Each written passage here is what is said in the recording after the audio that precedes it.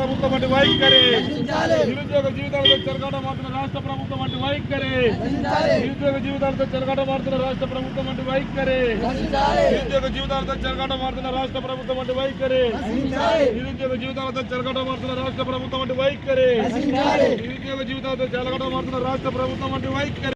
భాగంగా కలెక్టర్ ఆఫీసుల ముందు నిరసన కార్యక్రమాన్ని నిర్వహించడం జరుగుతుంది.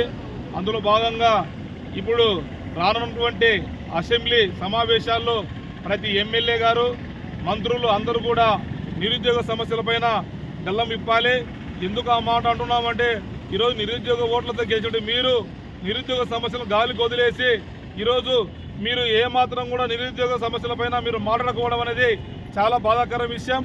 కాబట్టి ఇప్పటికైనా మీరు అసెంబ్లీ సమావేశాల్లో నిరుద్యోగ సమస్యల గురించి మీరు చర్చించాలి. అదేవిధంగా నిరుద్యోగ వృత్తి 3,000 రూపాయలు ఇవ్వాలి. విద్యా వాలంటీర్లకు అధికారంలో మీరు చేపట్టిన తర్వాత 10,000 రూపాయలు గౌరవ వేతనం ఇస్తామని చెప్పినటువంటి మీరు ఈరోజు ఇవ్వకపోవడం చాలా బాధాకరం. విద్యా వాలంటీర్లకు కూడా తప్పనిసరిగా గౌరవ వేతనం 10,000 రూపాయలు ఇవ్వాలి.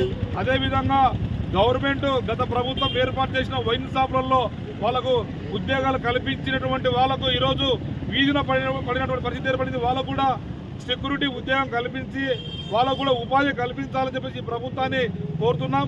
వాటితో పాటుగా ఈరోజు వివిధ శాఖలలో టీచింగ్, నాన్ టీచింగ్ పోస్టులు ఖాళీ ఉన్నటువంటి పోస్టులు కూడా భర్తీ చేసి, అదేవిధంగా స్థానికంగా నూతన పరిశ్రమలు ఏర్పాటు చేసి స్థానికులకి నిరుద్యోగ అవకాశాలు కల్పించి నిరుద్యోగ సమస్యలు లేకుండా చేయాల్సిన బాధ్యత ఈ ప్రభుత్వందే ఉందని చెప్పేసి కూడా తెలియజేస్తున్నాం.